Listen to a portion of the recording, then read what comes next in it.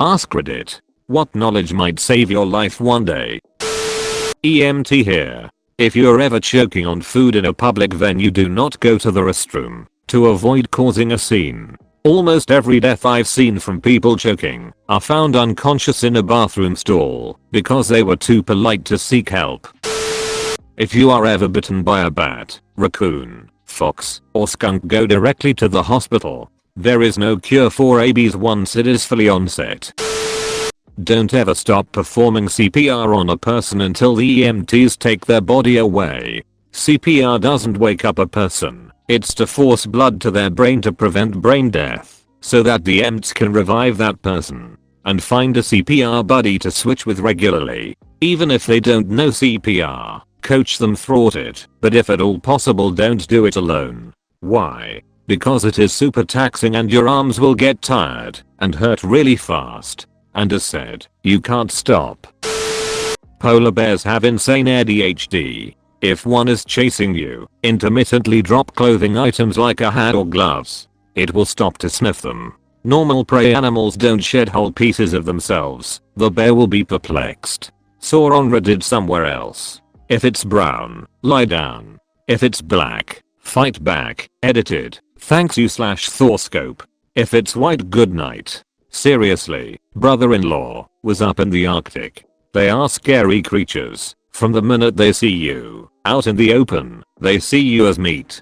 Edit. My first silver. Thank you Bigley. Brother-in-law was cameraman with CBC. He got out of there a few years ago with all his clothes. My first gold. Thank you kind and handsome stranger.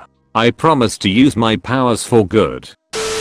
If someone threatens you with a gun or something, and they want to move you to another location, your chance of dying goes up considerably if you agree to relocate. My father was an assistant DA who worked with homicide. He gave me this advice over and over. Years later, someone climbed in my car and threatened me with a gun. Told me to drive. And I said no. I took the keys out and threw them. It wasn't a conscious decision.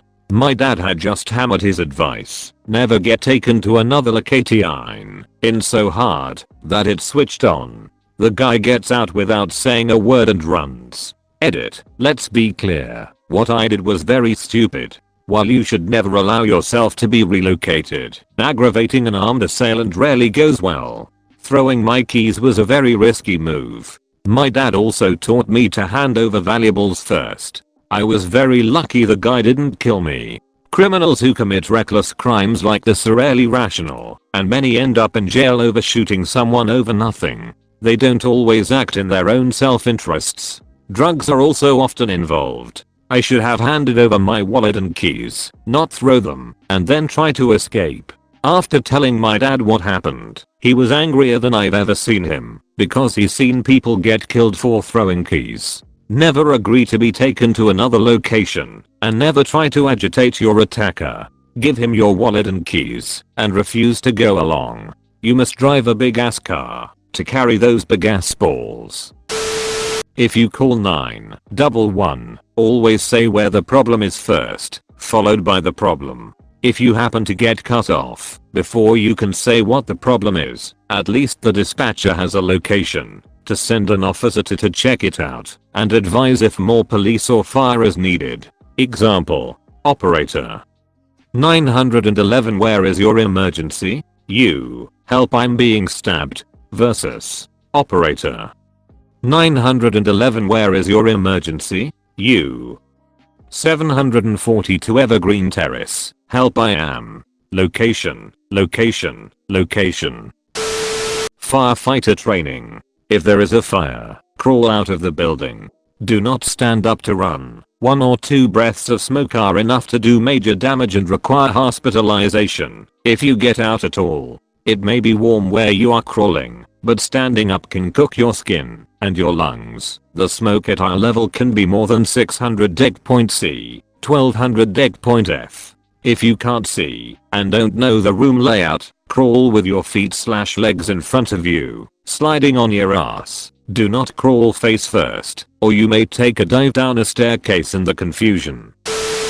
I remember reading in a Reddit post similar to this, that if you can't Do a pull-up. You probably won't have the strength to pull yourself up off a ledge, and that has stuck with me ever since. In theory it's very true. But I would guess most people could if some serious adrenaline is involved. Have you seen most people? *PARKS motorized scooter in the middle of the aisle in Walmart. What are you trying to imply? Edit. Thanks for all the awards, everyone. I will move my scooter just as soon as I grab this case of Diet Pepsi.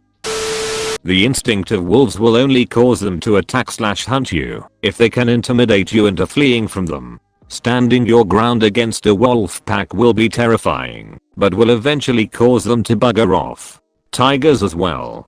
Don't turn your eyes away from a tiger. There is a story of a boy that had to walk backwards for 3 hours back to his village, being stalked by a tiger. The cost benefit of a prey animal even slightly hurting a tiger is not worth it.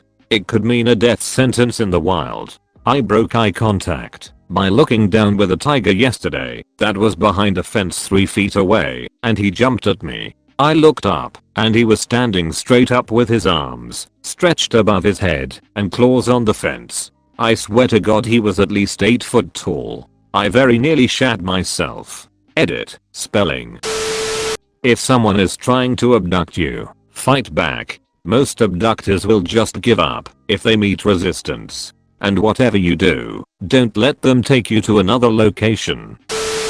When people say to take an aspirin to help during a heart attack, chew the pill. Don't swallow it whole. It gets absorbed much quicker. Edit. Last bit. If you're ever charged by a moose, get behind a tree. They have about a 10-inch blind spot, and they'll lose you. If a person asks you for something in the street, a light, the time, whatever, always keep the person in your eye line.